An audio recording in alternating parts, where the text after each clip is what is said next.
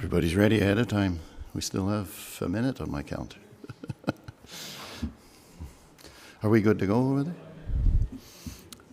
All right, everyone, welcome to the April 22nd meeting of County Council. Welcome everyone here. Just a note, our flags are at half-mast in honor of Ed Lumley, who gave a lot to this community over many years. I'm sure many of us knew him. I call this meeting to order. Madam Clerk. It's moved by Councillor Broad, seconded by Councillor Bergeron, that the meeting of the Council of the United Counties of Stormont, Dundas and Glengarry be hereby called to order. All those in favour? Opposed? Seeing none, carried. Adoption of the agenda. It's moved by Councillor Annable, seconded by Councillor St. Pierre, that Council approve the agenda. All those in favour? That was everybody. Thank you, carried. Any disclosure of pecuniary interest? Seeing none, move on. Adoption of the minutes, Madam Clerk. Moved by Councillor Landry, seconded by Councillor Broad, that the minutes of the meetings, including the in-camera minutes of the Council of the United Counties of Stormont, Dundas and Glengarry, held March 17th and March 27th, 2025, be adopted as circulated. Were there any errors, omissions, any comments on the minutes? Seeing none, all those in favour? It's carried. Thank you. And Ms. Blanger is going to introduce our delegation. Thank you. Good morning, County Council. So I'm happy to introduce you to Kathy Kirkpatrick. She is our consultant from CMK Consulting and worked on our tourism strategic plan. So this project started in 2023. It was a partnership with Cornwall Tourism. We applied for some funding and were able to carry out the 5-year strategic plan consultation. We held several in-person visioning sessions as well as some online stakeholder calls. And Kathy is here today to present the findings. Also, you'll find the strategic plan document at your place for you to review as well. So I'll pass it over to Kathy. Great, thanks. And thank you for having me this morning. I have 15 minutes to try to consolidate almost a year's worth of work, so if I speak too quickly, please let me know. So as Karina has noted, really the purpose of the strategic plan in partnership with Cornwall Tourism is to establish a vision, mission, and goals for the tourism management program here at SDG Counties, and also to identify opportunities for growth, both from a product and an experience development perspective. Clearly, we have a very rich and diverse range of experiences that really are attractive to today's consumers, just as it relates to various types of experiences, be that outdoor or river, water-based activities, culinary, agritourism, and obviously other types of sectors, including sport and business. One of the other key objectives of the project is to help establish roles and responsibilities between the two organizations, and also to create an action plan. So really the final deliverable is for Karina and her team to have a plan of action to take forward. We did extensive consultations, as Karina noted, with a variety of stakeholders. We established a working group that was included a variety of different tourism operators from around the counties.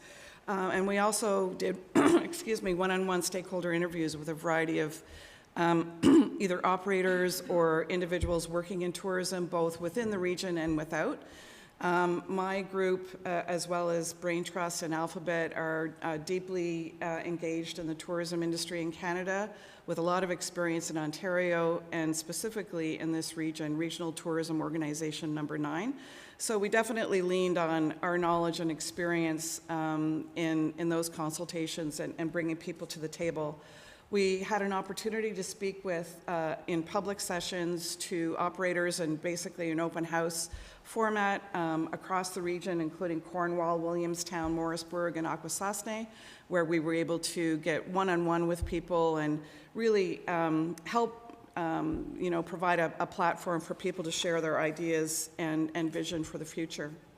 We also undertook other research, including competitive research, understanding today's consumers, though that is changing on the daily, as we all know, as it relates to tourism and where we're traveling, but looking at those longer term trends and what we know to be relevant for this region as a region, and really trying to establish the vision and pillars of what SDG counties will take forward in their tourism work.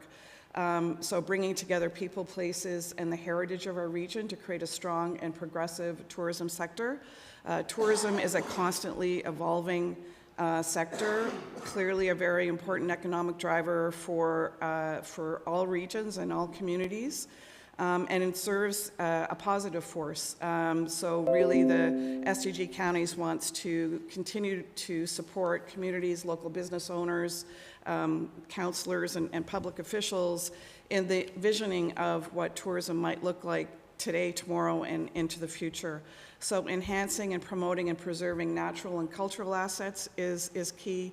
And we understand this notion of responsible tourism is not just a trend globally, it's become a real reality of how consumers want to be in a place and leave the place in a better place, when they depart.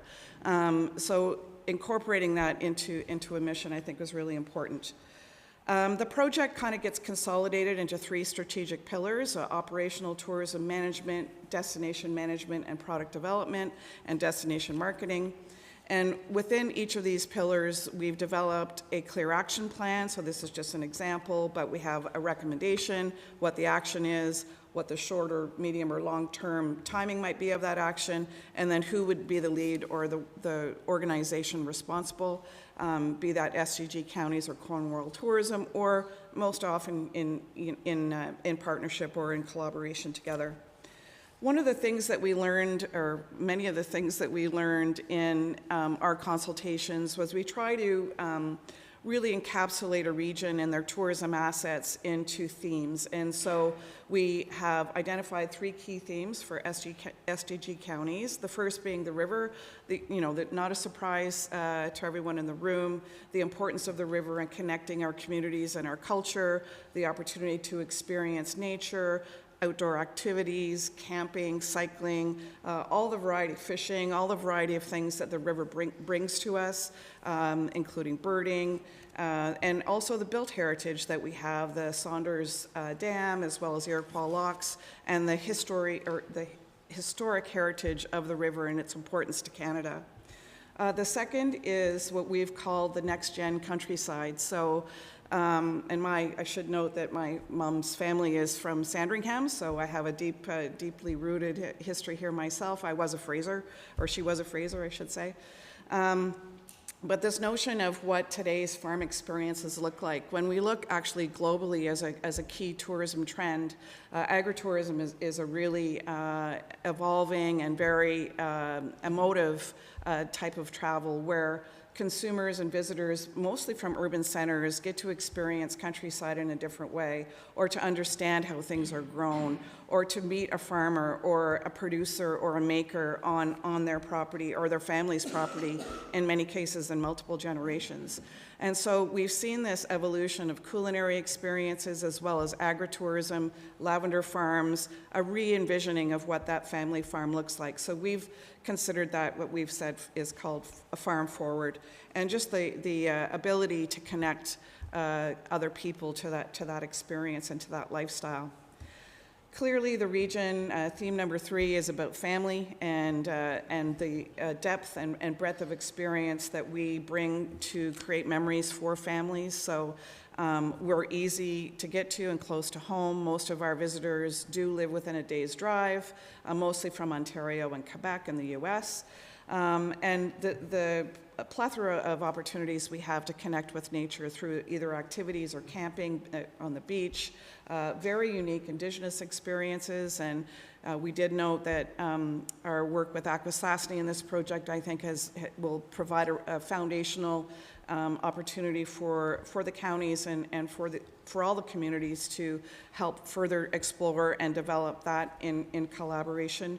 Indigenous experiences are growing and a very important part of Canadian culture and how we reconcile and bring forward economic reconciliation to our communities.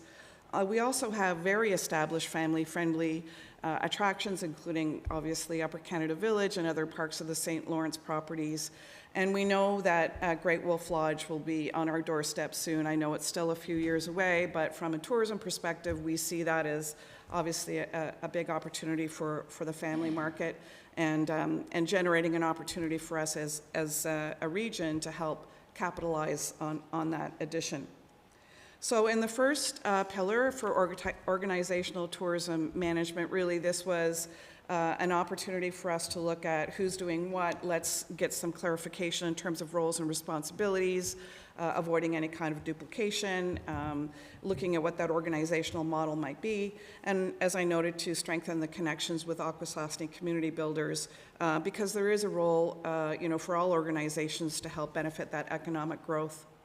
So one of the, these are, now we're getting into sort of the actions, so I'll roll through these relatively quickly. The first being to continue to build and nurture ongoing partnerships with tourism operators. We heard from a lot of operators that they have benefited greatly from understanding what their neighbors are doing in other counties, and for them to have the opportunity to collaborate on creative ideas, be that music at a brewery or bringing a maker to a farm stand, whatever the case may be.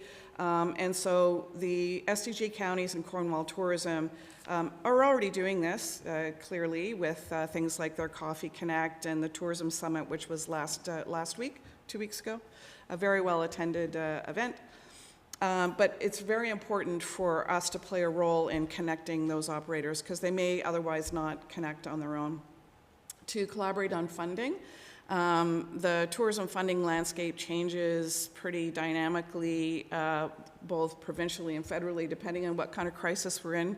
That does sort of change the landscape. So I think there's an opportunity for the organizations to look at that landscape collectively and determine where the best opportunities may be and what that process would be in terms of collaboration, and then to start building and collecting that data and looking at that as a year-over-year measure of success.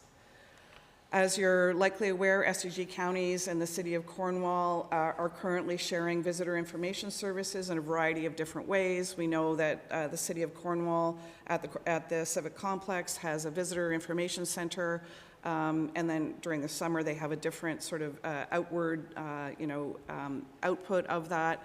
And SDG Counties is active with more of a roaming style visitor information program, which has been very successful. There has been collaboration on a shared visitor guide, which has just been published, which hopefully you've all seen and read cover to cover.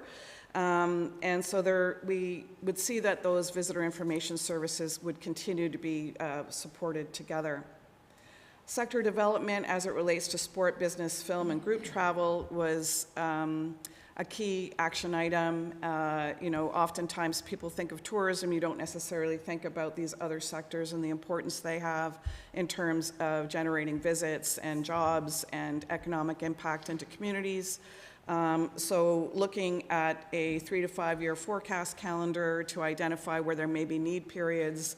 The City of Cornwall is taking the lead, as I'm sure you're aware, on the sport tourism file and largely on the business event file as well. But we think there's an opportunity for SDG counties to play a larger role on film attraction, working with the Eastern Ontario Film Attraction Group, as well as group travel. That was one of the items that we heard through our consultations. Some operators are very active in this area and others not so much. So one of our recommendations moving forward is to look at this as a potential pilot opportunity. Continuing to enhance communication. I don't know that anyone has probably seen any report from anything about anybody without making that recommendation. And so Karina and her team have done a terrific job, hopefully, or I'm sure you will agree, in bringing important information to the council and to keep you informed of what's happening. So we've suggested a destination highlights monthly report, a succinct sort of here's what's been happening and here are the projects, and really using this action plan as an opportunity to keep the agenda moving forward. And similar to the research approach, we're recommending that there be a collaborative annual research plan. There is a lot of data that is collected in the tourism landscape from a regional perspective and from a provincial perspective and a national perspective. It would be great to get a very localized view of that, and so that may mean working with other organizations, including a regional tourism organization, but the development and establishment of an annual research plan is a key action moving forward. We're also recommending that there's a review of the current staffing cohort within SDG counties. We did a comparative analysis of other destinations, like-minded, or I should say like-sized, in terms of both the tourism as well as population and scope. And so we're recommending that there be an assessment of the staff capacity. And given the action plan and all the items in it, you know, we need to obviously resource that accordingly. Sorry? Okay. The second pillar is destination management and product development. So I noted some of the key assets that we have from a tourism experience today, and this is looking at opportunities for further development moving forward. I spoke briefly about this connection about tourism operators, but you know, some of the actions here are to provide additional training and experiential development training, which may or may not be delivered through this group, but through other opportunities, including the RTO, a tourism summit, which has already happened, so nothing like delivering an item and it's already been happened. Building and strengthening our collaboration with Akwesasne tourism groups. We had several meetings with the Regis Mohawk Economic Council group and Akwesasne Travel and their goals and aspirations for having their products and services being better explored. We know that there are some barriers to that physically as it relates to the bridge and the toll, so there are some recommendations on helping move that narrative forward. I know tourism only plays a small role in what that challenge may be for the community. I noted the introduction of Great Wolf Lodge. As I said, it is further down the road, but it is something that as a key tourism product, estimated to generate, I think, upwards of 700,000 visitors into the area. I think it behooves SDG counties to prepare for that, to prepare our operators for that, and to look at ways of building pre- and post-stays to the Great Wolf Lodge experience, and in fact, the sort of the nature and the outdoor and the more laid-back products that we can offer families, I think, make a very nice juxtaposition to the great wild fun that you're going to have at Great Wolf Lodge. It's also important to have a regenerative tourism approach, so recognizing, as I noted, that tourists or travelers, I guess we may say, are concerned with environment and environmental protection, especially in this region where we have a plethora of very beautiful natural assets. And last pillar is destination marketing. So this is where we collaboratively or individually, depending on the action, work together to market ourselves to our local region and beyond. One of our key action items is to establish a common place name, which I know SDG Counties, I think, has done this to a degree in terms of your own moniker and how you are known to be. So we're recommending Cornwall and SDG Counties, and that gets carried through both from a local, regional, provincial, and national perspective. Currently, there are various different names in use. Consumers need, if we're trying to build awareness for place, it needs to be consistent, it needs to have one voice, and to continue to be reinforced over time. I noted the family market as a priority from a marketing perspective. Destination Canada has just released a new traveler segmentation program, which provides very detailed information as it relates to what motivates families to travel, what types of experiences they're looking for, et cetera. Focusing on, I guess, the bread and butter really is a key part of what our action item would be, focusing on Ontario, Quebec, and the US. Clearly, we're very well located to large urban centers, which makes it a big advantage for us. and looking at opportunities for cross-border marketing and promotional opportunities. SDG Counties does work with Destination Ontario in a variety of different ways, and we would suggest continuing to do so. Obviously, the environment we're in right now is a little unique as it relates to that. We are recommending a one-voice approach, so similar to ensuring that our name is used consistently across the marketing ecosystem, that there is a one-voice approach in our digital marketing. So the visitor guide is a very good example of how the two tourism organizations can come together under one name, and we would recommend that that move forward into a digital context. Consumers need a one-stop shop. We have a very unique combined urban and rural product offering, which really should be delivered through one voice. Continuing investment in marketing asset development, so this is videos, photography, this is how people consume things now. Some recent data identifies Instagram as a key sales channel, which it's no longer, whether we like it or not, it's here to stay, and influencers and imagery of a place plays a really big role in motivating an inspirational trip selection or location selection. And also to engage local voices. So we met a few in our journeys here over the last year, and there is a plethora of creative, authentic, really rooted voices that can help share that story. So it doesn't have a marketing veneer. The more authentic and local and real the stories can be, as small or as large as they may be, and to help create an opportunity for locals to share their voices more firmly or more loudly into the marketing channel. So that gives you a very high-level overview, and as I did suggest, an action plan has been written and included in the final strategy, and I'm happy to take any questions. Thank you very much. You did very well to keep that pretty close. A lot of information. Questions? I'm going to go with Councillor Broad and then Councillor McGillis. Thanks, Warden. To throw you a couple comments and then a question. Excellent work on the presentation, and anybody on the library board would certainly know. Really appreciate the key process indicators on all the action plans, being able to track, document, on a statistical basis where we've done, so where our money has been spent and how it's improved things. So really appreciate on all the action plans to have those in place.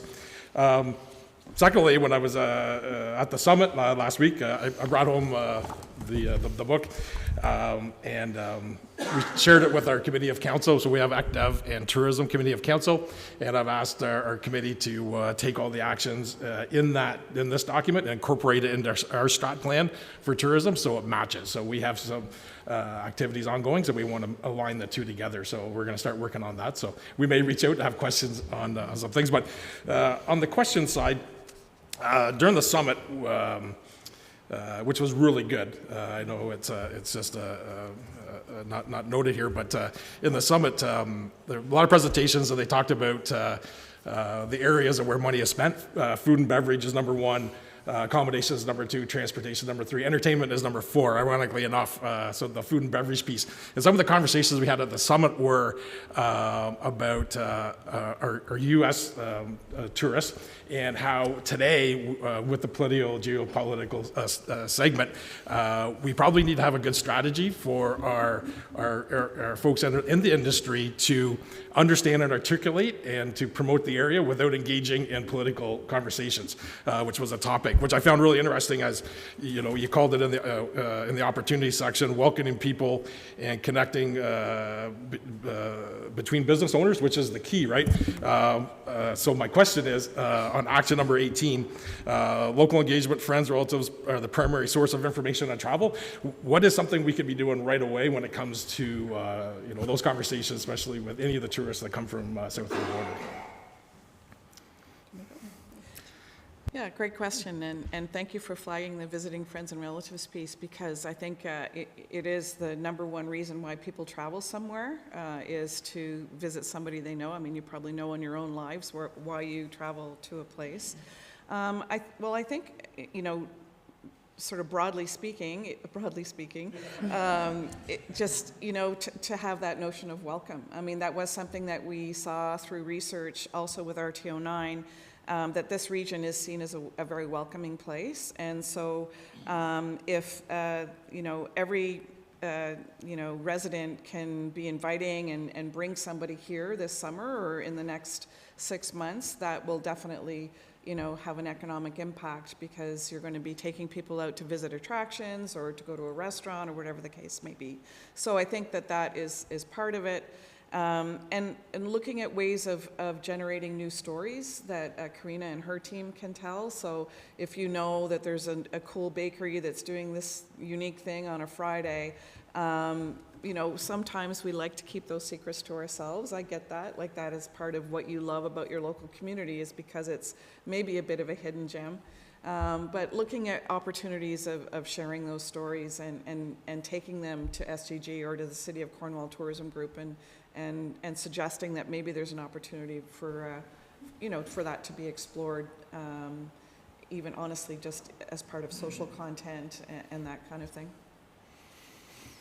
I have Councillor McGillis and then Councillor Williams. I just want to add to, thank you, Mr. Warden, to what Councillor Broad said. I just wanted to say, as we all know, that tourism plays a vital role for our businesses and community. I think this is very important. I want to thank you for your hard work. And also, I think you laid a really strong foundation for all the initiatives you have in working with Cornwall and SDG for the future initiatives for tourism. So thank you. It's very important to us. Thank you. Yeah, I mean, good marketing is more of a process almost of exclusion than inclusion in a way, right? So this is actually condensed into, a manageable, I think, path forward. Councillor Williams. Thank you, Mr. Warden. And yes, kudos on that tourism summit. I thought it was great. I'm sure it's the first of many. I'm glad to see the collaboration and partnership that's going on here between SDG and Cornwall. Years and years ago, that partnership existed, and then it went by the wayside for whatever reason, and I'm glad to see that that's come back. I think regional tourism makes a great deal more sense than, operating on a smaller scale in a vacuum. And so I think it's an excellent approach. I'm sure it's going to come with some challenges, because this is a very large geographic area, to be able to represent equitably and thoughtfully, so that all of these assets are well considered and shared across. So my question is what would you consider to be one of the greatest challenges of moving towards a more regional approach for tourism? Yeah, so when we did an asset inventory, a fairly deep dive into, what exists and what doesn't, I think certainly the accommodation piece is a challenge moving forward outside of the City of Cornwall. We know we do have some short-term rentals, and there are a couple of B&Bs and sort of short-stay accommodators, but definitely looking at building the accommodation piece, because people need to stay somewhere unless we all invite people into our own homes, which is also a good thing too, obviously. So that, I think, was definitely a challenge. I think there was some, and I think I shouldn't say easy, but able to address communications challenges as it relates to, as you've noted, the diversity of the region and the variety of different types of operators and experiences. And I think that this is a good foundation to that. And as you've noted, the summit, I think, really helped sort of move that forward. And then I think on the experiential development side, we noted that there could be more. Guided birding tours, or hands-on baking classes, or I know we have a few obviously amazing pick your own experiences, but looking how we sort of build that into a bigger product offering, I think, is both a challenge and an opportunity, because I think we need education, we need support. Those operators need to kind of envision what that might look and feel like, and to get a local, authentic view of a place through locals. So it's how do we make that happen or bring that forward? Thank you. Councillor Densham. Thank you, Mr. Warden, and through you. Yeah, thank you. It's a fantastic package, and a lot of really good thinking that's gone into that. One of the questions I have, I've always thought of SDG, and I was born and raised in the Durham region, so when I came out here, the one thing that kind of stood out to me is the pride of the history of SDG. And I see within the plan there are different day events like the Highland Games, Lost Villages, Chrysler Farm Battle, Upper Canada Village that are great in terms of family visits. But in terms of attracting people, is history still an attractive aspect? Because it doesn't really stick out as a to the strength of a pillar. It seems to be kind of subtopics within those. How does history fit into attractiveness for tourism nowadays? Yeah, great question. I think maybe it didn't come through as strongly as it may have, but it's really woven into those themes. So when you look at this next-gen countryside and the farm communities and the history of that, like the multi-generational history of the land here, the river clearly plays a huge role in the history of our country. And the notion of family and how multi-generations of Canadians have started here, where Ontario began. So it definitely does appeal to people as it relates to what those experiences may be. So I think one of the opportunities is to look at, and it does exist, obviously you've noted some of the major attractions and events, but how that gets woven into more of an ongoing marketing narrative about the place through content development and storytelling and shining light on those local experiences and those local family histories, I think is definitely important. A lot of the from the key urban centers, certainly in GTA, there's a big appetite for learning about Canada and the history of Canada in an experiential way. So we have Upper Canada Village. I mean, we obviously have great assets. I will just note, beyond the history comment, just the importance of events. Today, it's a global fact that people travel because of events or special occasions. So looking at how we can continue to support and grow and build community-based events is also a really important component moving forward. Thank you very much. Any more questions, comments? Thank you very much for your presentation. Thank you. So we're moving on to corporate services, 6.1A, Community Safety Wellbeing Plan. Madam Clerk. It's moved by Councillor St. Pierre, seconded by Councillor Annable, that the Council of the United Counties of Stormont, Dundas and Glengarry approve a joint collaborative approach with the City of Cornwall to transition the implementation and administration of the Community Safety Wellbeing Plan as outlined in the attached report and presentation. Thank you. Just want to welcome a delegation from Cornwall. CAO Mills is here, as well as two staff, Lisa Smith and Melissa Morgan. And I think CAO Adams is going to start this off. Thank you, Mr. Warden. So this morning we have Melissa and Lisa here to speak to the report that we have on the agenda. We have worked collaboratively over the last couple of months trying to come up with a plan moving forward. Much of the report has been drafted by the City of Cornwall, and our recommendations in this report are consistent with a partnership of working with the City of Cornwall to draft a new plan, as well as how to plan for that moving in beyond 2025 and into 2026.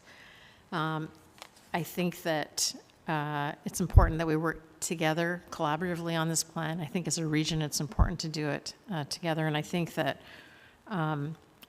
the process that we're identifying will hopefully allow for, I think, better participation and hopefully better deliverables and outcomes from this type of approach. But with that, I think I'd like to hand it over to Melissa and Lisa to walk through a presentation that they have prepared. Good morning, Warden Lang and Council. It's always a pleasure to be here. Thank you for having us again. We're just working at some technical difficulties here. Not really difficult. Not difficulties on my end. There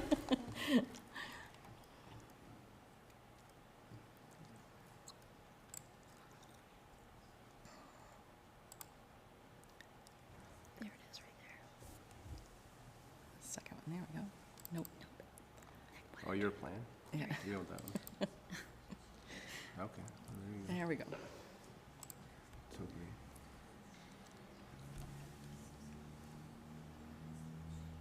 Great.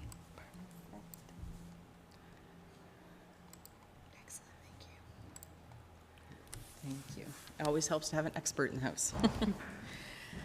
So Lisa and I are here today to present you with what a community safety and well-being plan is, and further to CAO Adams' recommendation, what the proposed plan would be going forward in the next iteration of the community safety well-being plan regionally. So what is a community safety and well-being plan?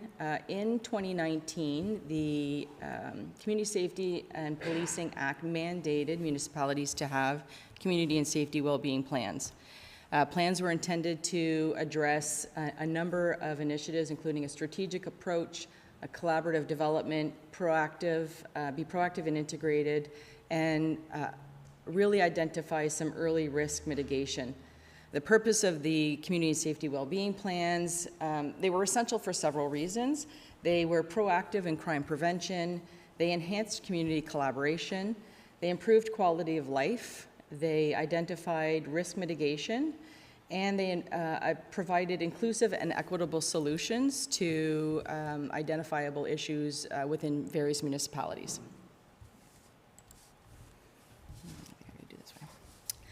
So the current status of the Community Safety and Wellbeing Plan, excuse me, in the region of SDG. So the region does have a Community Safety and Wellbeing Plan. The first iteration of the plan, which is a regional plan, has been administered through the Social Development Council, and they've played a key role in developing and implementing this first iteration.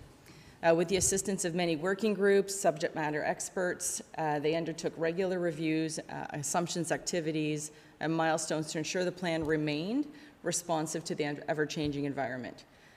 The Community Safety and Wellbeing Plan and the Vibrant Communities Plan, which is what the current plan is known at through the Social Development Council, have similar yet unique requirements. Both types of plans aim to create a healthier, safer, and more inclusive communities. They approach these goals from different angles, though, and different priorities. This creates the opportunity to run both plans concurrently but separately. Community Safety and Wellbeing Plan renewal. Updating the community safety well-being plans is required in 2025, and it's critical for several reasons. A number of them are listed here. By updating our current community safety well-being plan, municipalities can ensure they are effectively addressing current and future challenges, ultimately creating safer and healthier communities. So municipally administered plans.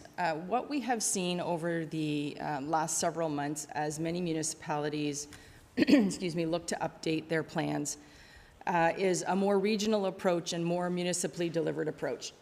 Excuse me. Based on our analysis of community safety well-being plan implementation across the province, the following structure is consistently seen. So a system leadership committee, municipalities establish the oversight of a human services system leader to plan and oversee sectors like healthcare, education, social services, and law enforcement.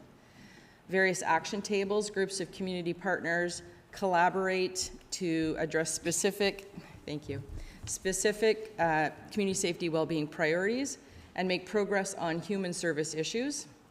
And establishing these tables align with various priorities and conversations will focus on aligning and supporting the work amongst all of the resources at these tables.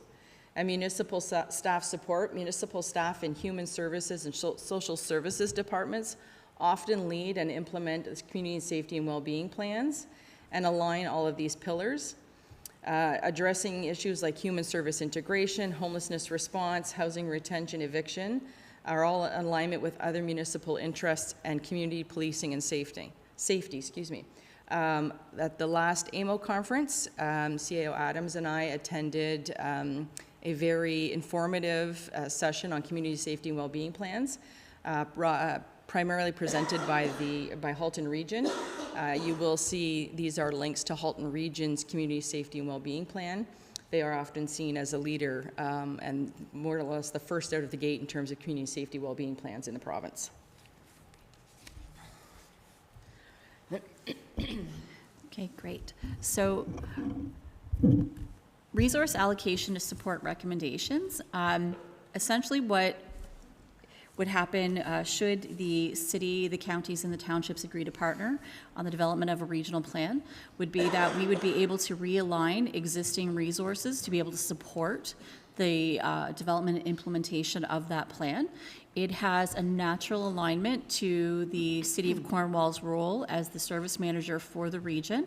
So essentially, it's a realignment of our already existing resources.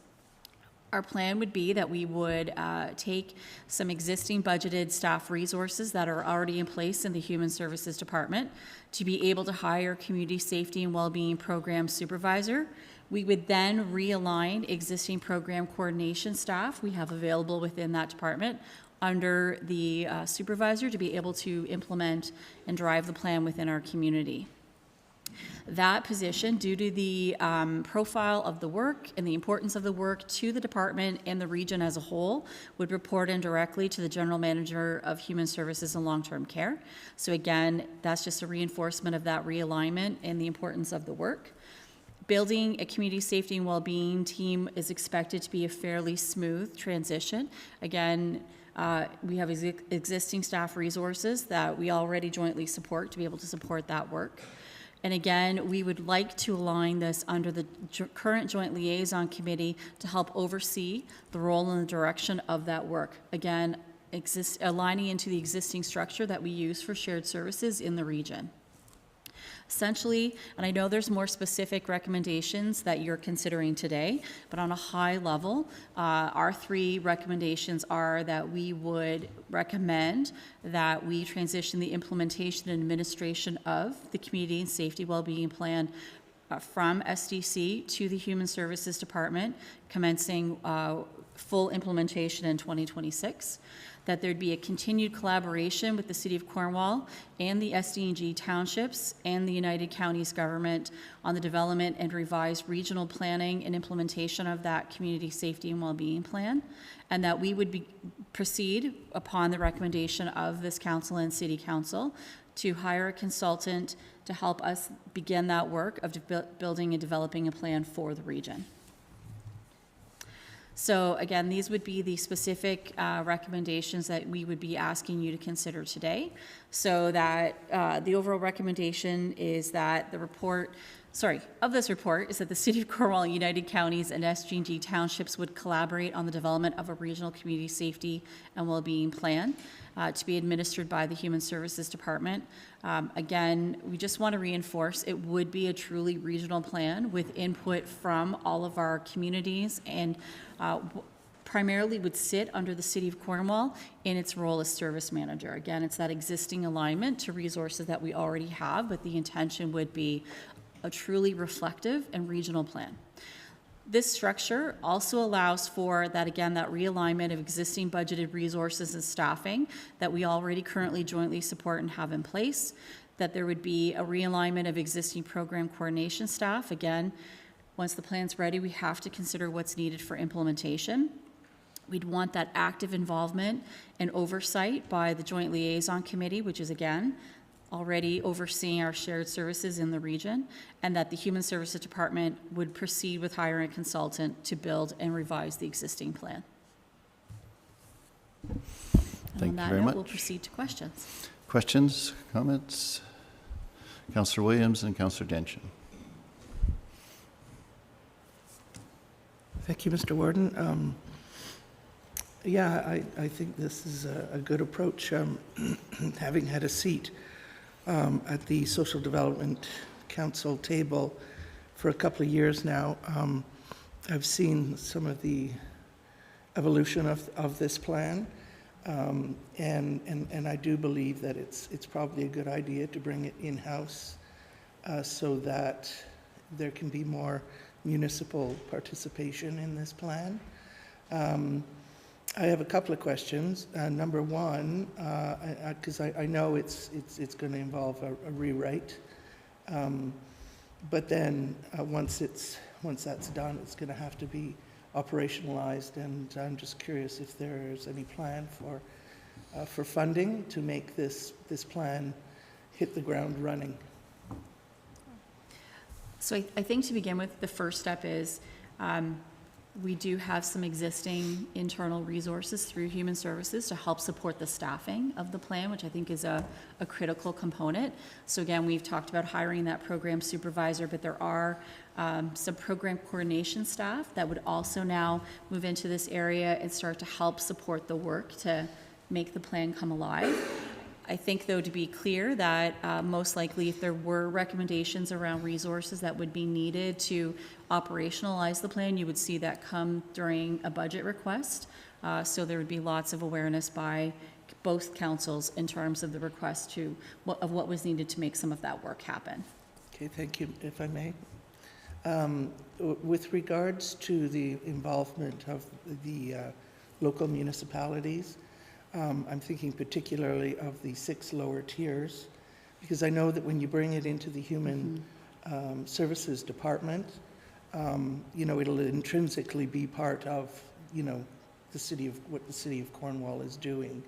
I see it as potentially more of a challenge to bring the lower tiers into this and to maintain consistent and ongoing communication, consultation, and transparency so that the plan represents the needs and the interests of the lower tiers all the way along, so that we're not sitting around the shared services table, for example, and hearing, okay, this is what we're going to do, and then the municipalities saying, okay, well, we don't feel I just want to make sure that municipalities have a seat at the table while this is being developed, and then in an ongoing fashion as it's being operationalized.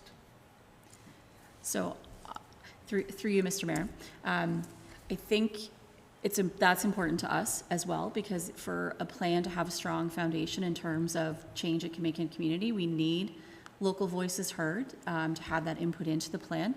The consultant that would be hired would be given very clear direction about the level of engagement expected in townships, and that's where we would ask that our regional partners help us to drive folks to those consultations so we can hear from individuals in terms of what they need in their communities. I think in terms of the ongoing I cannot say the word, ongoing implementation of the plan, I think joint liaison is just one of the mechanisms that has oversight and voice into that. There is also a systems leadership table that will involve high-level leaders from across the region, and that is another way to continue to make sure that voices are heard throughout the plan and help to keep it alive with what's happening in our local communities. Thank you. Thank you. I have Councillor Densham and then Councillor McGillis. Thank you, Mr. Warden, and through you. Yeah, I agree with Councillor Williams. The plan needs to include a strong rural lens to it, because I think what's unique often to the rural aspect of this is isolation and access to services, right? It's very different in terms of whether you live out in the rural area or you live in Cornwall. You have very different access to services, and there's opportunities for individuals to get out and be engaged in the community, much more so than necessarily in a rural area. In terms of who could be a part of the working groups, I know our bylaw officer and our fire chief often encounters some of the challenges that exist in our community that might give some really good input into the process. So I would love to see them invited into some of the discussions that happen. I think they will have some insight on some of the things that are of a safety nature. And I mean, I'd love to give just a brief example of how isolation can actually create a bit of a challenge here. We had a lady who chose to live in one of our subsidized housing units, and she wanted to live rural, but I don't think she understood what it meant to live rural. So she didn't have transportation, so she really didn't have access to the services that she needed. And she ended up becoming, lonely and vulnerable. And she ended up inviting a past boyfriend to live with her because he had transportation, which wasn't allowed, and we had to deal with that. Otherwise, it would have jeopardized her funding, and it actually created a dangerous situation for her and a dangerous situation for the rest of the tenants in the building. So these are things that can happen, in my opinion, that if there isn't an accurate rural lens on this one, something that really understands the unique aspect of some of our outreaching municipalities, things that can get easily overlooked. And I think we need to ensure that that aspect is looked at, because ultimately the lady ended up leaving the system because the system wasn't able to accommodate her to come back into Cornwall, where she could have had the services that she needed. So from my perspective, I think things like this, if we have the forethought, can be proactively addressed. Thank you. I have Councillor McGillis and then Councillor Landry. Thank you, Warden. I just kind of touched on the question. I had the question written before Councillor Williams mentioned it, but it touches on how will we measure success and ensure accountability across all partners. I think you pretty well covered that. But what plans do you have for regular community feedback sessions? Are there going to be any open houses, things like that, so that we can get not just municipalities, but get the public involved as well? Through you, Mr. Warden, that would be our intention, that there would be, as part of the development of the plan, there would be open houses available in community for individuals to attend, to provide input into. To be very frank, the Social Development Council did a great model in terms of building the vibrant community plan. And in our discussions with them, that was one of their recommendations to us, to really make us aware of how they were able to secure and gain local input. And I think there's a lot of really great practice that we would continue to carry forward as we build the plan. In terms of ongoing performance and measurement, that's actually where community safety well-being plans have a bit of an advantage over vibrant community plans. Halton Region, as an example, has a community dashboard that you can go to at any time and see a real-time community data in terms of how we're performing and how we're doing. That information is fed into us by partners out doing the actual work within the region and across the region. So again, there is an existing system that supports the Vibrant Communities plan that we would also be able to access and leverage in terms of building this plan and keeping that ongoing data happening. So we're really working from a great foundation to begin this work. If I may, Mr. Warden, the ministry has also taken a different approach, or a closer look at reiterations of these plans. When this first came out in 2019, it was, again, the first iteration, and you learn from experiences. And so the ministry is looking to develop a performance measurement framework, and municipalities and various plans will need to include that framework within their plan. This is expected to be developed by late spring or early fall of 2025. So it's good timing for us to revise our plan and to have this consultant work with these new ministry, this new ministry framework as well. So there will be other accountability measures that we will have to undertake through the ministry as well. Councillor Landry. Thank you. Through you, Mr. Warden. To emphasize again on Councillor Williams in regards to the collaboration with the 6 lower tier municipality. So the liaison committee is only formed of City of Cornwall and SDG, and maybe Madam CEO, you could reiterate how we're going to go to make sure that, I understand we'll collaborate, but to make sure that when it does come, the committee sits down, that our concerns are looked upon. Secondly is, I haven't had the opportunity to talk to my CAO with this long weekend that we just had, but this plan, is it going to be incorporated, and is it as a global plan that will meet the mandate, the provincial mandate for all municipalities, or is it just a framework for each municipality to follow up after? Just to understand if this whole plan is being submitted as a whole for all 6 municipalities as well. Through you, Mr. Warden, then I'll throw it over to Madam CAO to answer the other part, but it would be an intentional, be a global regional plan. That is the trend that we're seeing across the province. So where there are, bringing together the plan, what we've seen is that all the upper lower tiers in a shared area are partnering to do one regional plan. I think it's just helps to build better strategy for communities and also, frankly, but easier to implement when we can all partner together on that work. So just to give you a sense of, right now we have 90, this is coming from a recent provincial presentation that we attended, so 96% of municipalities have completed their plans, and of that, 49 of those plans are joint regional global plans. So that does seem to be the trend across the province. Thank you. Any more questions, comments? It's been a little while, Madam Clerk. Could you reread the resolution just so it's fresh in our minds? It's moved by Councillor St. Pierre, seconded by Councillor Annable, that the Council of the United Counties of Stormont, Dundas and Glengarry approve a joint collaborative approach with the City of Cornwall to transition the implementation and administration of the Community Safety Wellbeing Plan as outlined in the attached report and presentation.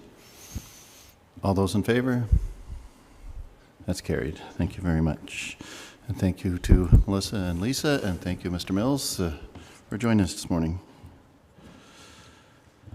We're on 6.2A, 2024 reserve transactions. It's moved by Councillor Broad, seconded by Councillor Annable, that the Council of the United Counties of Stormont, Dundas and Glengarry approve the 2024 reserve transactions up to the following amounts to be used in 2025. $19,526.43 to be allocated to the GIS Reserve, $50,000 to be allocated to the Roads Projects Reserve, $2,102,215.56 to be allocated to the Now Needs Roads Reserve, $170,165.71 to be allocated to the Bridge Reserve, $250,000 to be allocated to the Economic Development Reserve, $6,525.90 to be allocated to the Police Reserve, $3,253.50 to be allocated to the Library Reserve. Any remaining accumulated general surplus as of December 31st, 2024 will be allocated to the Working Reserve. Thank you. And Ms. Russell. Okay, good morning, Council. So the Municipal Act outlines that all reserve transactions must be approved by resolution, whether it's through the budget process or through a year-end reserve report like this one. So projects that were not completed in 2024, we're requesting that these reserves be put into, these amounts be put into reserves for 2025 to complete the projects that we had already budgeted for in 2024. And the reserve transactions outlined in the report are specifically for those projects, except for the Now Needs Roads Reserve, which we will be bringing back to Council report to request for direction on those funds. Any remaining general surplus is transferred to the Working Reserve at year-end. After these reserve transactions are completed, there's approximately $710,000 in general surplus that will be allocated to the Working Reserve. This is an unaudited number right now. We are completing our audit. I don't expect this number to change. However, the auditors will be presenting their financial statements in June, so they will be able to confirm the number once the audit is complete. Any questions? Thank you very much. Questions, comments? Seeing none, all those in favor? That's carried. Thank you. 6.3, transportation, reduced setback at 15677 SDG 43. Madam Clerk. It's moved by Councillor Annable, seconded by Councillor Bergeron, that the Council of the United Counties of Stormont, Dundas and Glengarry approve a setback of 26.83 meters from the center line of Civic number 15677, County Road 43, Finch, to facilitate the construction of a residential dwelling and authorize the Transportation Services Department to issue a setback permit to recognize the same. Thank you very much. Ms. Luck, go ahead. Thank you for allowing me the opportunity to speak on behalf of this application. Per our bylaw regulating the location of buildings abutting county roads, no person shall locate any building closer than 30.48 meters to the center line of the road. The owners at 15677 County Road 43 are looking to construct a new residential home and have submitted a request that the setback requirement be reduced to 26.83 meters. The subject property's buildable area is constrained by the proximity of the railway, the required septic system placement, and the lot shape. County staff have reviewed the application and have no major concerns. Should County Council agree to reduce the setback requirement, the placement of the proposed dwelling would be consistent with the existing neighboring homes, as shown on Figure 1 of this report. Thank you very much. Questions? Councillor Bergeron? Thank you, Warden. I am looking at that picture, and I see that the next door lot, 15679, the house is built setback. I mean, that lot is a little bit longer, but it's more narrow, so I'm just curious as why the house next door could be set back that far, but not at 15677. So the railway line requires a setback of 100 feet. And due to the constraints of the septic bed, you are required to have a certain distance and setbacks from the lot lines and from the buildable area of the home. And also you'll notice from that Figure 1 that the side yard actually tapers in. So there's a little bit of a constraint there on the 15677. Right. Thank you. Any more questions? All those in favor? That's carried. Thank you. On planning, 2025 Regional Incentives Program recommendations. Madam Clerk. It's moved by Councillor St. Pierre, seconded by Councillor Broad, that the Council of the United Counties of Stormont, Dundas, and Glengarry approve funding under the Stay, Discover, Grow Regional Incentives Program in the total amount of $257,362.48 for the following 13 projects. 1. EB Storage, Township of North Dundas, in the amount of 50% up to a maximum of $25,000. 2. Dundas Machine, Township of North Dundas, in the amount of 50% up to a max of $25,000. 3. Video Game Mansion, Township of North Dundas, in the amount of 50% up to a max of $3,895.77. 4. Servitec Foussier, Township of North Glengarry, in the amount of 50% up to a maximum of $25,000. 5. Viella Holdings, Township of North Glengarry, in the amount of 50% up to a maximum of $40,000. 6. Brighter with Blooms, Township of North Stormont, in the amount of 50% up to a max of $10,000. 7. Moose Creek Chamber of Commerce, Moose Creek Medical Center, Township of North Stormont, in the amount of 50% up to a maximum of $4,948. 8. Wist Diesel, Township of North Stormont, in the amount of 50% up to a maximum of $10,000. 9. Fraser Creek Pizza Farm, Township of South Glengarry, in the amount of 50% up to a maximum of $8,518.71. 10. The Butterfly Barn, Township of South Glengarry, in the amount of 50% up to a maximum of $40,000.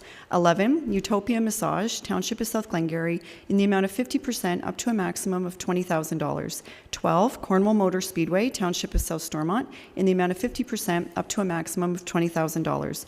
13. McKay Mechanical, Township of South Stormont, in the amount of 50% up to a maximum of $25,000. Thank you very much. I'm sure glad the chair doesn't have to read the resolutions. Mr. Young and Ms. Belanger. Perfect. So good morning, Council, again. We're happy to be here today to present the 2025 Regional Incentives Programs. So this year it opened in January and the intake closed February 24th. So we received 15 applications from across the counties. There were 4 from North Dundas, 2 North Glengarry, 4 North Stormont, 3 from South Glen, 2 from South Stormont, and then we did speak with several from South Dundas, although they weren't ready to come forward at this time. So really it was a good mix of projects, commercial to agritourism. The total of all the projects was $7.2 million, with a total ask of the program of over $464,000. So the Regional Incentives Approvals Committee met on March 25th to review the projects and have recommended 13 move forward for funding in the amount of $257,362.48. So I won't go through all of the projects, but I'll highlight a couple of them. So in North Dundas, there was Dundas Machine. There, the applicant is constructing a second building over 6,600 square feet on their existing property to house their machine and hydraulic repair station. Servitech Foussier, so they purchased the previous Alltech building a few years ago, and they're going to be rehabilitating it, using it for warehousing as well as commercial, and hopefully in the future it will be used for production as well. Brighter with Blooms is a flower farm in Finch, so they applied for the installation of a permanent farm stand, so it will operate as a self-serve flower shop and creating a U-shaped driveway for ease of customers. The Moose Creek Medical Center applied for improving accessibility, so they'll be adding automatic door handicap push buttons on both the main entrance and the main floor bathroom. Fraser Creek Pizza Farm, so they've applied for some landscaping and hardscaping, and they'll be updating the facade of their pizza barn, which will appeal to the short-term rental unit. The Butterfly Barn is in Green Valley, and they will be constructing an 80 by 100-foot steel building that will act as a wedding venue for the region, and that will go on their existing site. And finally, McKay Mechanical, so that is the building in Ingleside on County Road 2. It's the previous funeral home, and they're going to be turning it into a mixed-use development with commercial on the bottom and then 12 residential units on top. So in total, for this year, we did have $250,000 for the program, and the committee, when we met, have recommended $257,000. So there is a slight overage of $7,362.48, which we are proposing comes from the regional incentives reserves. And I'd be happy to take any questions. Thank you very much. Questions? I'll go with Councillor Berger, Councillor McGillis, Councillor Danchin. Thank you, Warden Lang. This question is out of curiosity. The Butterfly Barn, I actually know that property quite well. It's very narrow and very long. And for a building that size, it says building, conversion, expansion. Is that the barn turned wool shop and now that building made bigger? Is that where the location will be on that property? So for the Butterfly Barn, it's at the back of the property, and it's a new build. Okay, thank you. And so they'll use the existing buildings on site for like an Airbnb and for people for the wedding venue as well. Right, no, I just wondered why it said building conversion. It's because usually that means there's a building already there and you're, adding to it or whatever. That's my question. So that is the conversion and expansion grant. So also includes expanding on existing property. Okay, thank you. Councillor McGillis, I believe, and then Councillor Danchin. Thank you. You were mentioning with the Brighter with Blooms in North Stormont, they wanted to put a circular driveway in for better access for their customers. They have approval from the counties or the municipality? Good. Just want to make sure that that was already done in advance. Second of all, you said there was 15. Was there more people that were requesting funding through the RIP? So 15 came forward. We're ready for this round. We did speak with some others, but the ones that didn't come forward will wait until next year until the projects are in a more ready to go state. Thank you. Councillor Danchin. Thank you, Mr. Warden, and through you. Yeah, congratulations to Karina and your EDOs for doing such a great job bringing the various businesses to the table. And I think there's a fantastic diversity of businesses that speak to some of the things that were on the tourism presentation this morning as well, that will attract people into our area. And so it's really good. The fact that we were able to include as many. You'll notice the actual recommended grant went down from some of the requests in order to try to spread that money across and help as many businesses as possible. We also asked the question if whether or not reducing the grant would put the entire project in jeopardy, and our EDOs kind of confirmed back that no, that's not likely the case. So we thought as a committee it was important to show a broad level of support to all the businesses and to be able to support them that way. As you noted, we went about $7,000 over budget. What we're counting on is the fact that when we approved this in past years, quite often one or two projects often drop off. And in fact, so much so that we actually, at the last budget, we actually said, let's wipe the slate clean and start over. But we're thinking that that's likely going to happen again. If it doesn't, it's only $7,000, and we'll blame that on Councillor St. Pierre. But no, I think I want to congratulate, like I say, the EDOs and Karina for doing a great job at bringing very, very good businesses forward. Thank you. Further questions, comments? Councillor Landry? Just quickly, thank you, Mr. Warden. Out of curiosity, was there any in 2024 that did not come to fruition? So does that money that wasn't utilized go into that reserve that would cover that 7,000, or were they all successful in getting their project off the ground? As of right now, the ones that aren't complete are still moving forward, but another thing, even if they do finish, we've had some that haven't, for whatever reason, the costs may have come in lower or they didn't finish a certain aspect, so there is money from that savings as well that will move forward into the reserves. Thank you. Further questions, comments? All those in favor? That's everybody. Thank you. It's carried. And we are on to tenders and quotations. Surface renewal overlay tender. It's moved by Councillor Bergeron, seconded by Councillor Densham, that the Council of the United Counties of Stormont, Dundas and Glengarry accept the joint tender from Cornwall Gravel Company Limited for hot mix paving and other related works at their unit prices totaling $3,692,140 plus HST. The joint tender includes the following municipal partners: the Municipality of South Dundas, the Township of North Dundas, the Township of North Stormont, the Township of North Glengarry, and that the Manager of Capital Works Roads be authorized to sign all necessary documents to give effect to the contract. Thank you very much. Mr. Grant. Good morning, Mr. Warden, members of council. So this tender was issued to complete surface renewal overlay work for our local municipal partners, approved within their paving programs. So the surface renewal overlay, or SRO paving, is a cost-effective solution that repairs crossfall issues, reduces ongoing maintenance, and strengthens overall road structure. This work is a joint tender and is being administered by SDG transportation staff, even though it doesn't include county quantities.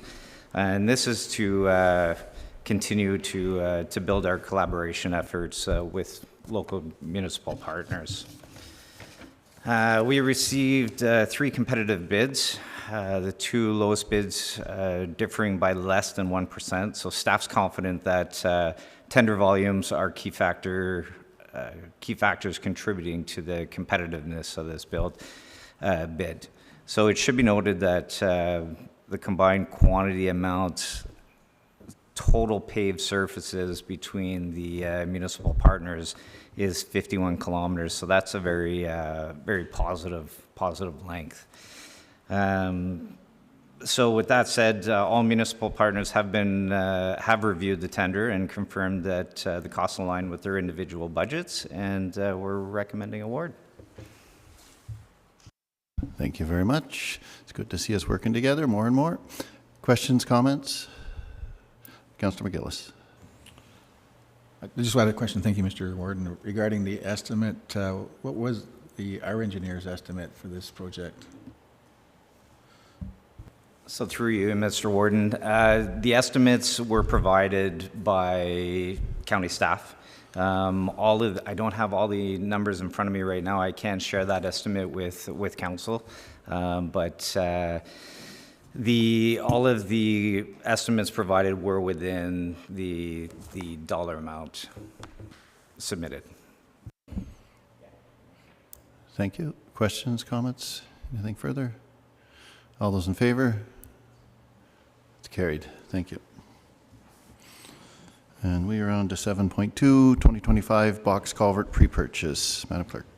It's moved by Councillor Broad, seconded by Councillor Landry, that the Council of the United Counties of Stormont, Dundas and Glengarry accept the tender from Forterra Pipe and Precast Limited for the purchase of 4 precast concrete structures at the total price of $389,506.43 plus HST. The joint tender includes the following: United Counties of Stormont, Dundas and Glengarry, $347,715.67. Township of South Stormont, $41,790.76. And that the manager of Capital Works Bridges be authorized to sign all necessary documents to give effect to the contract. Good morning, Council. What you have in front of you today are the results of our annual large box culvert procurement tender. Each year the counties goes out and sources the box culverts ahead of time so that when install time comes, everything's kind of ready, produced, and ready to be delivered for our contractors. By doing this, we're also saving any contractor markup on the culverts by us sourcing them ourselves and then managing the contract directly with the suppliers. This contract is a collaborative effort with South Stormont to try and maximize our purchasing power among municipalities. In this, we are looking to purchase 3 structures ourselves, while the 4th one is going to South Stormont. While we did only receive 1 compliant bid, the pricing came in slightly under internal estimates that were created from historical records. The Dixon Creek, Sandy Creek, and Wiley Creek culverts are all budgeted replacements included in the 2025 capital budget.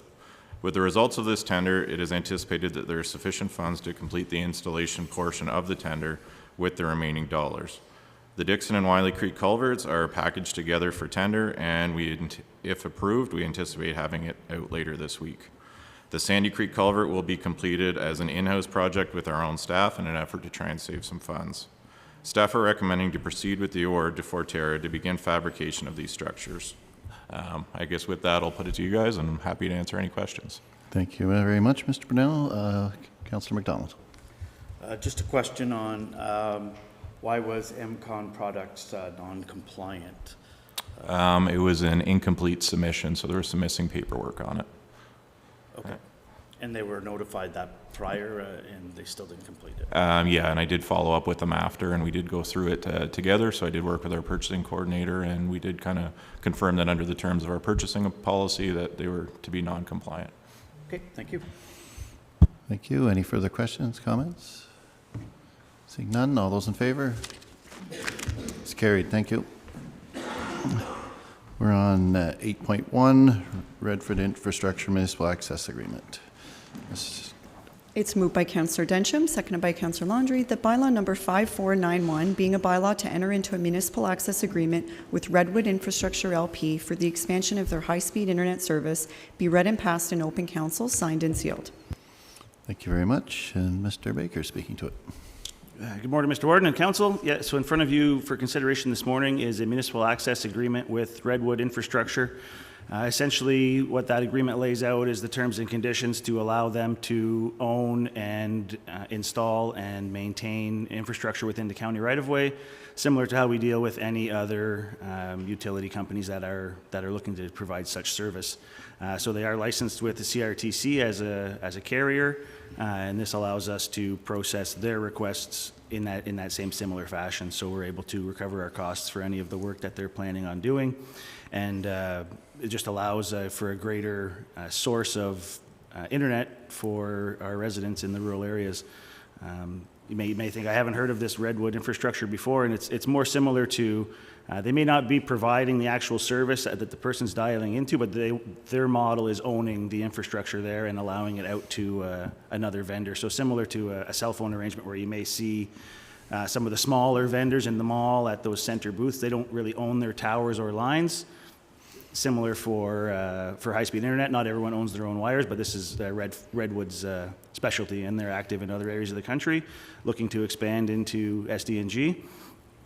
We've provided a similar agreement with a similar structured company in South Glengarry last year, and it's a template agreement we've developed with EORN, and it's available for any of the local municipalities to copy off as well if if we service everything on the county road and they're looking to go down the township road, we have those agreements in place that have been circulated to staff previously. So happy to take any questions or concerns council may have at this time. Thank you very much. I have Councillor Densham and then Councillor McGillis. Thank you, Mr. Warden, and thank you for the report. And obviously, we need good high-speed internet in our area, so this sounds like a promising project. The question I have is, will they be installing, so we have a lot of installation that's going in right now in terms of fiber activity. Is this to cover an area that is not otherwise being covered, or are they going to be a competitor in the area? So they are actually in the works right now of taking over some of the lines that have been installed in that previous ASIP program, the rural push that's going on right now. With it being that the major companies that are installing it, they want to be a service provider and not necessarily own that conduit that's in the line. So they're going to take it over and do that maintenance, take care of the physical infrastructure versus the providing of the service. Okay. Supplemental. I'm trying to understand how this may or may not affect the competitiveness of the ultimate pricing that people will receive. Are there rules around the cost of rental of the infrastructure to the ultimate provider, or is this a risk? Could this become a risk that the price in covering certain areas could be much higher than other neighboring municipalities? So the pricing of the service itself wouldn't really be included in our agreement with the provider. That would be for them and their partners to work out how exactly they're going to price the service that the user is going to use. But ultimately, this makes it easier to install the required infrastructure to provide those services. So as the supply and demand comes up, each person will have to make their business decision whether it makes sense to put that line in or not. What it does is allows Redwood to install a line that there's a potential for maybe 3 smaller companies that couldn't afford to put the line in themselves. They all rent a little bit of that bandwidth off of Redwood, and you put that option out there to a smaller community that may be underserviced.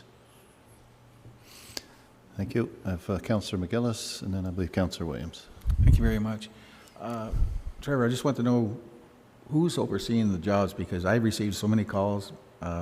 Everybody's happy to get the high speed, but they're just devastating and making a big mess there on their lawns and everything. And it's been like that for over a month. And people are asking, why are they doing such a poor job? And I just want to know what's our procedure for overseeing this, because when I go back to the municipality today, I will be going back to talk to our public works supervisor and to look into this, because it's terrible, the job they're doing.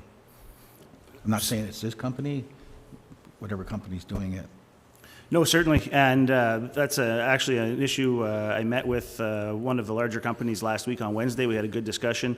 They were also not happy with their contractors' work in the field. Granted, they are running a kind of a 2-crew process where the first crew is going in and installing everything, and then they have a cleanup crew that comes in afterwards. The space between those two was a little bit longer than anticipated because they were installing in the winter, so they were excavating through the snow and the mud area and whatever, made a bit of a mess.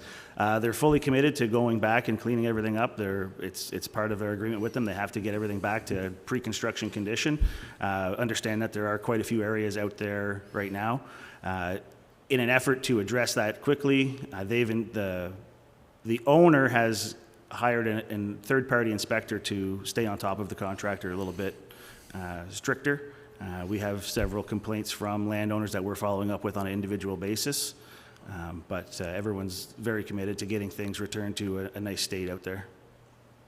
Subsequent, just that it's such a poor job that it has, create an negative impact on the flow of the water in the ditches. So the water's sitting there in a lot of areas now. Thank you. Thank you. Councillor Williams and then Councillor McDonald from the South. Thank you, Mr. Warden.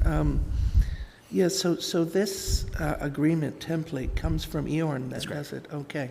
All right. Well, this whole thing is kind of interesting and kind of complex, because I know that EORN is most recently dealing with Redwood as well.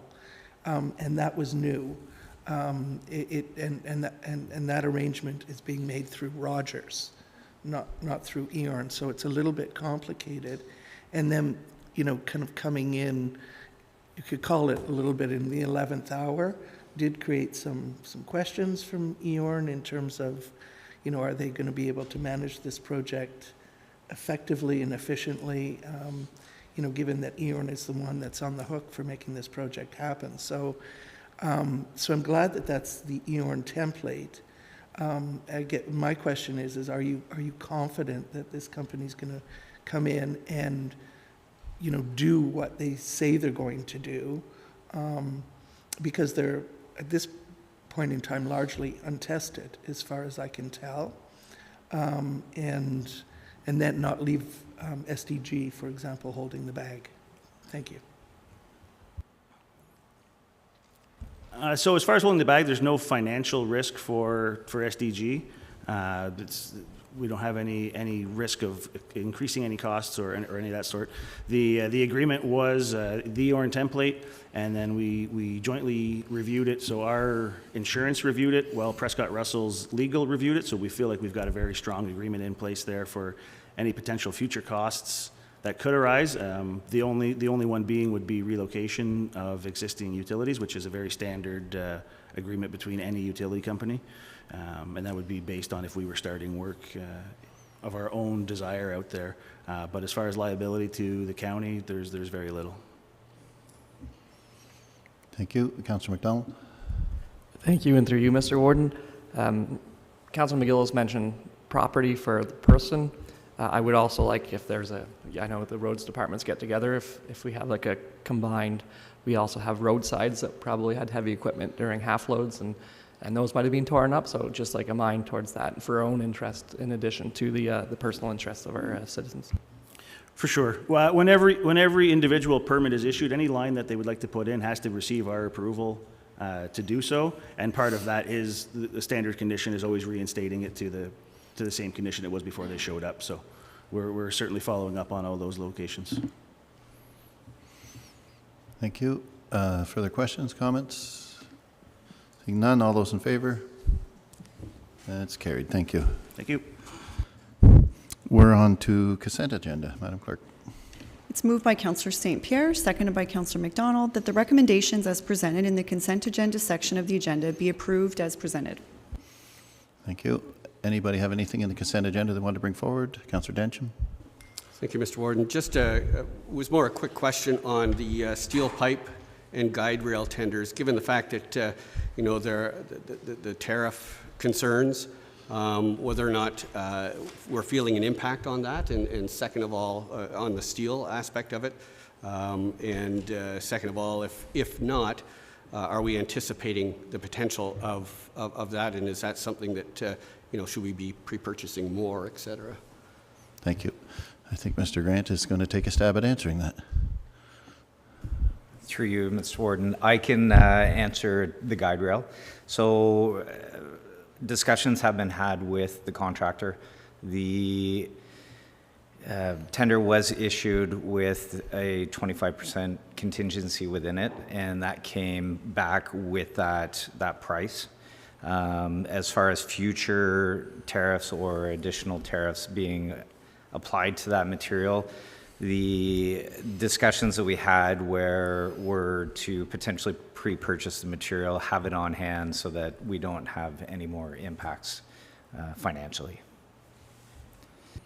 Thank you. I see Councillor McDonald and then Councillor Broad. Thank you, and through you, Mr. Warden. Just on page 116, I do want to compliment, I see you're the author of this report, the way that this financial analysis is wonderful. I commented to the warden himself about it, just that you have the price and then you have the budget as opposed to, and I think locally we can always do this better too. It's so easy to read. It shows a surplus or deficit depending. I thank you for that, because once we make the decision at the budget table, it really is, if it comes in budget, very simple for us to see in this. So a pat on the back for that one. Thank you. Councillor Broad. Yeah, just under events and SDG, I just happened to note, I wanted to remind everybody, I sent everybody an invitation, but we are hosting the ambassador from the Netherlands. The Dutch ambassador will be in Mooresburg on May 2nd, so hopefully everybody can attend. We are having a ceremony to recognize Dutch meadows, and I think the warden may have visited the cemetery that we're honoring. I did. I was very lucky to be in Holland in the last couple of weeks, so I did. And the ceremony is right in the middle of spring work, but I'm going to be there anyway. Very good, thank you. Anything else on the consent agenda? Seeing nothing, all those in favor? That's passed. Thank you. We're on to boards and committees. Warden's report. As most of you know, I've been away for a couple of weeks, so not too long, but I will mention that we had the East Area Wardens Caucus on March 27th and 28th. Was it kind of usually it's a one-day meeting, but it was 2 days this time because we wanted to update our strategic plan and just kind of see if we're still in line. And it's something that's kind of relative, especially for that group, considering the political situation south of the border. So we just went through things to see, is there anything we should change, update, maybe focus direction a little bit slightly different. And then the other day was our regular meeting, and amongst other things, talking about, the election coming up and so forth. So also had good roads on March 29th, April 2nd. I think most people were there, but there were a few that weren't. Appreciate everybody who supported us at the hospitality suite, and especially staff that helped and worked and did a lot of things behind the scenes, so it was much appreciated. I did find the conference a little less than what I would normally have liked. I think because the provincial election had just happened, the ministers had just been appointed, and there was very few delegations, and we do get a lot out of delegations, and we kind of missed it at this one. It would have been nice to have more of that, but that's all I have. Joint Liaison Committee, who would like to speak to that? I'm not seeing any.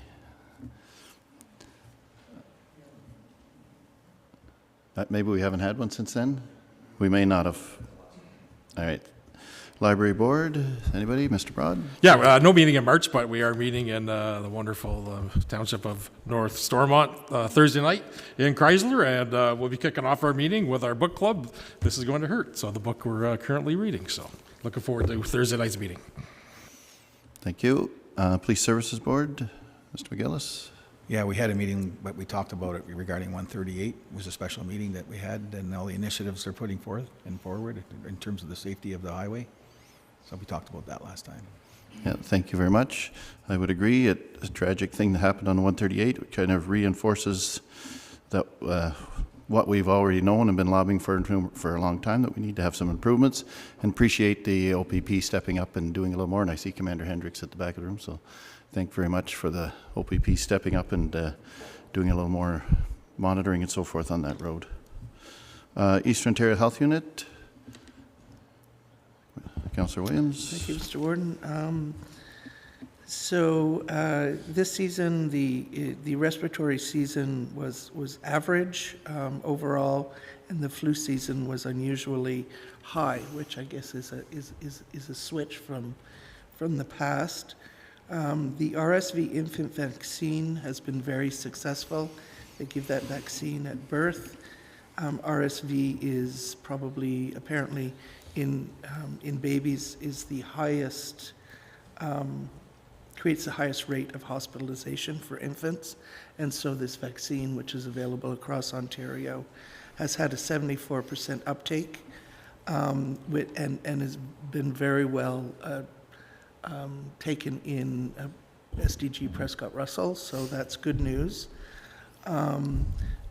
Measles, as everybody knows, has been on the rise and is incredibly contagious. Dr. Paul offered some interesting numbers. Number one, that we need a 95% uptake in the vaccine to obtain herd immunity. So that's why we've seen a takeoff in the cases, because those kids need to be immunized. The good news in other immunizations is that post-COVID, immunizations are back up to 90%. The last number of years, because the health unit was focused on COVID, the immunizations dropped significantly in the region.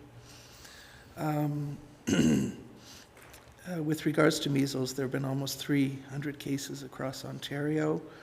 With regards to the strat plan, it's coming along. Board and staff are aligned on the strat plan, and it will be unveiled soon. The health unit is very active on the mental health and addiction file, particularly in Cornwall, and there is a mobile unit, I've mentioned this before, coming and will be in operation soon. Thank you. Thank you. Glen Dunn Lodge. Councillor Broad. Yeah, thank you, Warden. Through you.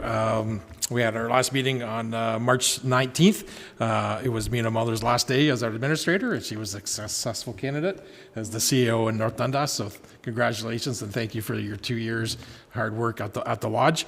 We have announced a new administrator, Kathy Fisher, and she just started a week ago. So we're happy to have her join the team. We continue to meet with the Family Council and take feedback within the lodge. The lodge was declared in full compliance by Ontario Health in March, so that was good news. As the ward knows, we've had many inspections over the last 2 years, so the current state is we are in compliance. We have asked the City of Cornwall to replace Councillor DePel on the committee, and the occupancy rates continue to be above standard, so we are meeting the 97.6%. Thank you. Good news. St. Lawrence River Institute. No. Raisin South Nation Source Protection Committee. Yes, I actually have something to report this time. We had our meeting April 2nd.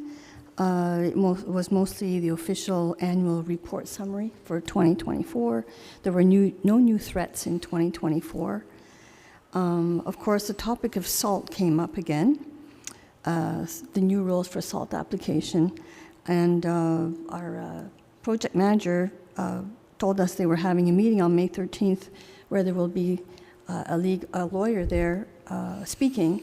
So I just got his email this morning because I said, will this lawyer be speaking about liabilities if we follow these SALT procedures? I'm reading what he wrote. The lawyer will be presenting on the municipality's requirements to provide a certain level of service versus potential environment impacts. He will not be discussing the legal specifics. So we're still in a quandary. And for instance, as an example, in North Dundas, our well number 5, which is north of Winchester along Highway 31, the water analysis for salt, it came at 140. I don't know if it's parts per million or billion, but the acceptable level is 20. And by the Highway 31, we're now at 140. And now this salt will be diluted, of course, in the aquifer.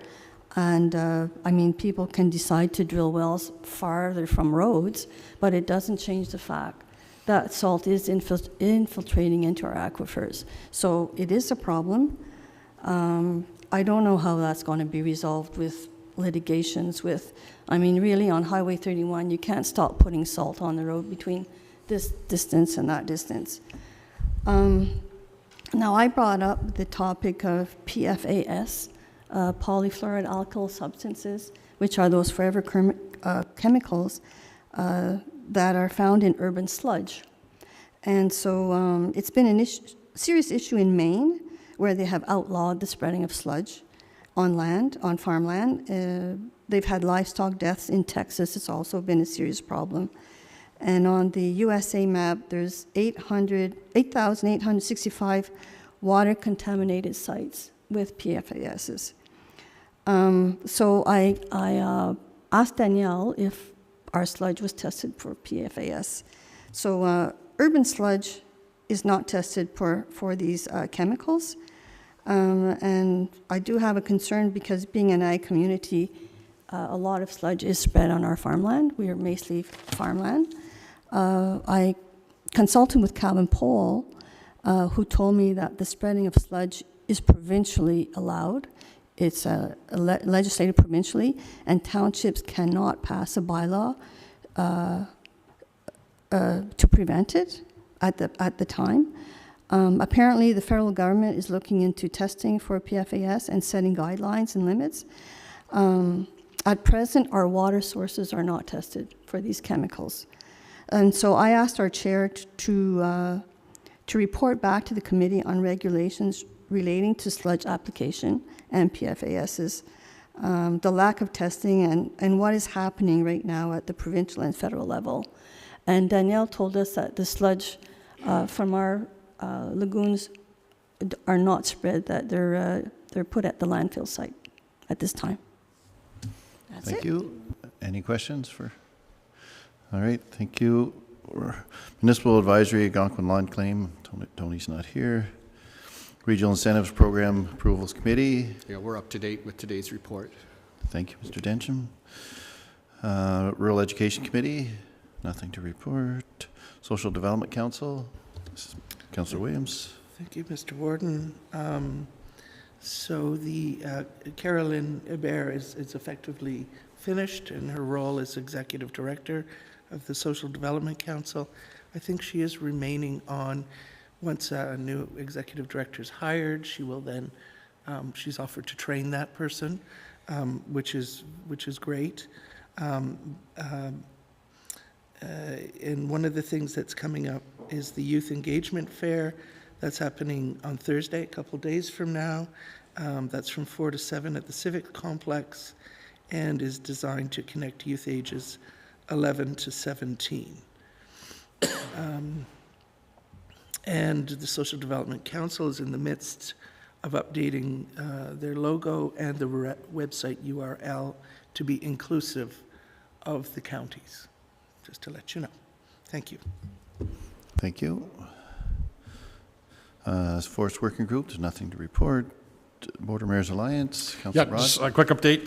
Continue to have working sessions with the group, and we did have a chance to get together with the Ontario members at Good Roads, but I will be coming back hopefully at the next meeting with our strat plan. We've created a strat plan for our long-term strategy for the mayors. I'll continue to work with all yous, but Councillor McDonald and Councillor McGillis, who I met with last week, to give them an update where we're at, and we'll bring back a strat plan just of some ideas that we want us to work on. Thank you very much. Thanks for staying on top of that. That's it for boards and committees. Excuse me. Administrative update. Madam CEO. Thank you, Mr. Warden. So in my update this month, besides just some of the calendar items from the month of March, we've added in a slide just to speak to the Trillium Venture exercise that's occurring later this week. Several of our local townships are participating as well, so this forms as part of our annual exercise. It's an excellent opportunity for the municipalities to get an opportunity to work with resources within the Canadian Armed Forces. It just sort of increases our network of collaborating and working together. So there's going to be just, I'm not sure how aware everybody is, but there's going to be a huge presence of soldiers that will be deployed in Cornwall and SDG. Much of it will occur along the South Stormont Long Sault Parkway area and also into the city of Cornwall, but we look forward to that exercise, and that's a great opportunity to continue to work together. One thing that I would like to highlight is we have the Warden's Golf Tournament coming up on May the 23rd. We're still looking for a few teams for participation. If anybody has any questions, Kimberly Castleman and myself are happy to assist anybody with that. With respect to ongoing recruitments, there's a couple of them identified. I think what I would like to do, though, and I would like to apologize to council at the beginning of the meeting. I perhaps should have had an introduction to mention part of the transition plan that we're working through currently with Mr. Bendahan departing and taking on the role of CAO in South Dundas. So you will see some different faces coming forward on different reports. I'd like to acknowledge that we've engaged, or I've engaged, several other directors and resources within our senior team to help with the transition while we're going through this recruitment. So Rebecca Luck has gracefully agreed to help us with some of the technical matters. Trevor is also helping with some of the day-to-day items. You're going to see more of Dana Grant and Matt Brunell as well coming up to meetings with council and providing updates. We've also recruited Mr. Mike St. Onge to help us oversee some of our GIS resources. Kimberly Castleman is also helping us on the building side, just to divvy out a little bit of reporting structure and make sure that individuals in transportation services feel like they have the support of someone they can go to and ask questions. So thank you for everybody's patience through this. Hopefully it won't be too long, but we're working through that recruitment process, and I'll continue to keep council updated as we move forward. And that's it for me, unless there's any questions. Thank you very much. Any questions for the CEO? Councillor Andre? I just have a comment to our CEO. So when next time I see Ben, is he going to tell me that we needed 5 people to replace him? No. Probably. Thank you. So we are on to, I guess we're closed sessions, Madam Clerk. It's moved by Councillor Densham, seconded by Councillor Broad, that council proceed in camera pursuant to Section 239(2)K of the Municipal Act 2001, a position, plan, or procedure, criteria, or instruction to be applied to any negotiations carried on or to be carried on or behalf of the municipality or local board for a staffing matter. All those in favor? It's carried.